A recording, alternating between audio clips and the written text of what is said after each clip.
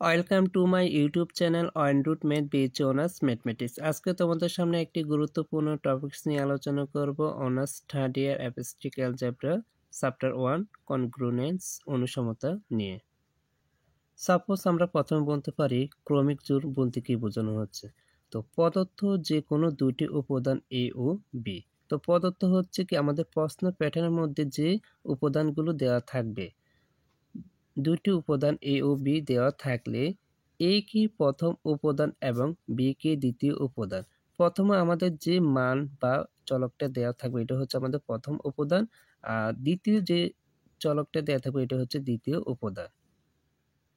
যদি দুটি উপাদান থাকে এ ও বি, তাহলে প্রথমে ফার্স্ট ব্র্যাকেট দিয়ে আমাদেরকে লিখতে হবে এবং কি ক্রমিক জোড়ের মধ্যে আমাদের সেকেন্ড ব্র্যাকেট দেওয়া যাবে না।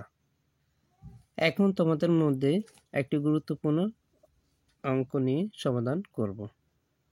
যেমন পূর্ণ সংখ্যা সেট জেড এর জন্য মডুলো এম ইকুইভ্যালেন্স মডুলো সাপেক্ষে অনুসমতা সম্পর্কে সমতুল্য হবে। তো আমাদের এখানে হচ্ছে কি অনুসমতা। তো অনুসমতা যখন আমরা নির্ণয় করব তখন আমাদের অনুসমতা তিনটি শর্ত থাকবে।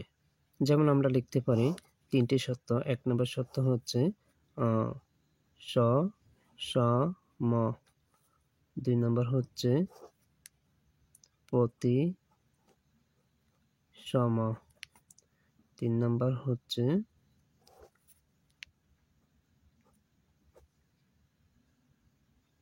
সংক্রমী। তেমনিভাবে বলা যায় অনুসমতার তিনটি শর্ত। তো অনুসমতা হচ্ছে কোনো একটি সম্পর্কের মধ্যে যদি তিনটি শর্ত সসম, প্রতিসম, সংক্রমী এই তিনটি শর্ত দেওয়া থাকে তাহলে এটা হচ্ছে অনুসমতা। যেমন সসম হচ্ছে এ এ, আর প্রতিসম হচ্ছে এ বি বি এ, আর সংক্রমী হচ্ছে A B B A C A. So এখন আমরা অনুসমতা তিনটি শর্ত লিখতে পারি। যেমন এক নম্বর হচ্ছে সসম শর্ত। এক নম্বর সম শর্ত লিখতে পারি এ রিলেটিভ টু এ, এটা হচ্ছে আমাদের সসম শর্ত। দুই নম্বর হচ্ছে প্রতিসম প্রতিসম শর্ত। প্রতিসম শর্ত A relative to B implies that B B B relative to A. তিন নম্বর শর্তটা হচ্ছে সংক্রমী শর্ত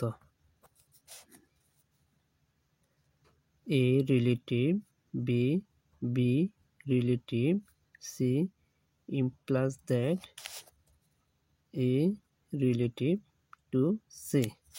এই তিনটি শর্ত আমাদের কাজে লাগবে। আমরা যখন এই ম্যাথটা সলিউশন করব তখন আমাদের তিনটি শর্ত লাগবে। সো এখন আমরা ম্যাথটা সমাধান করব। যেমন সমাধান মনে করি A B C belongs to Z, যেখানে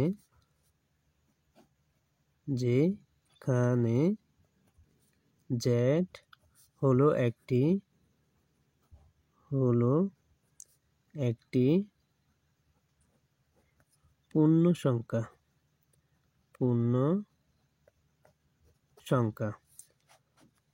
সেট, পূর্ণ সংখ্যা সেট, এবং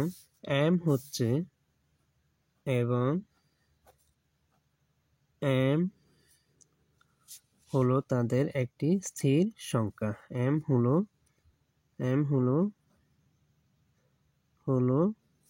একটি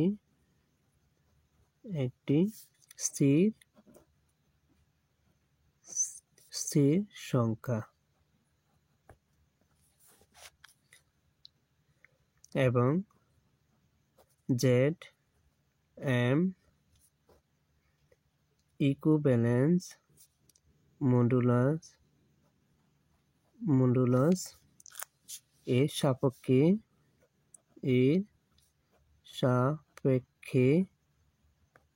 সাপেক্ষে সমতুল্য সম্পর্কে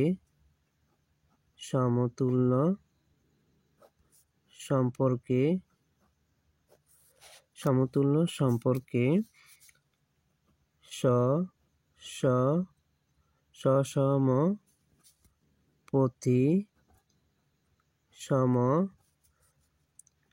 সংক্রমী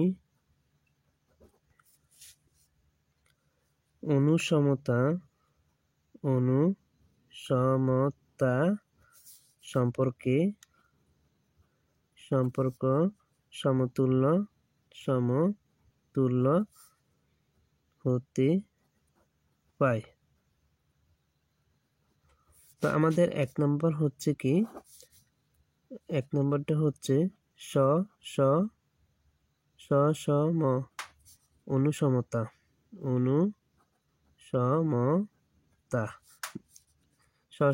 অনুসমতা আমাদের বের করতে হবে।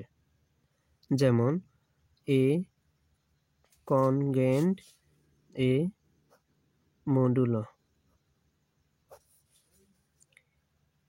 ইম প্লাস দ্যাট এম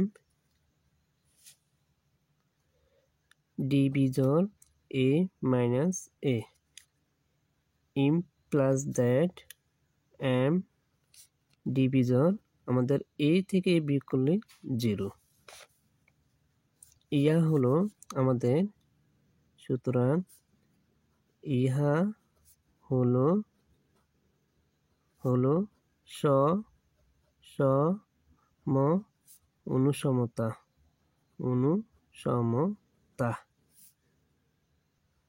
2 নম্বর হচ্ছে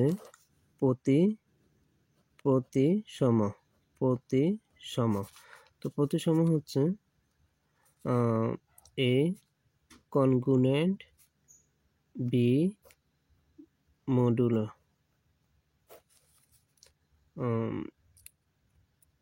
ইম প্লাস দ্যাট এম বিডি এ মাইনাস বি। তো আমরা লিখতে পারি ইম প্লাস দ্যাট এম বিডি। তখন এটাকে আমাদের উভয় পক্ষে মাইনাস দ্বারা কি করতে হবে, গুণ করতে হবে। তো উভয় পক্ষে আমরা মাইনাস দ্বারা গুণ করলে মাইনাস এ মাইনাস বি ইম প্লাস দ্যাট এম বিডি।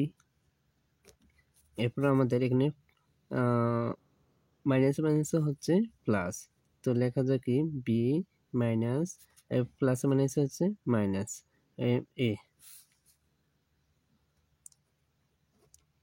ইম প্লাস দ্যাট এম। এরপর আমরা লেখা যায় কি, এটাকে আমরা লিখব বি বি বি কনগ্রুয়েন্ট এ মডুলাস। ইহা হলো, সুতরাং ইহা হলো পদার্থ সম্পর্কে প্রতিসম। 3 নম্বর প্রশ্নটা হচ্ছে সংক্রমী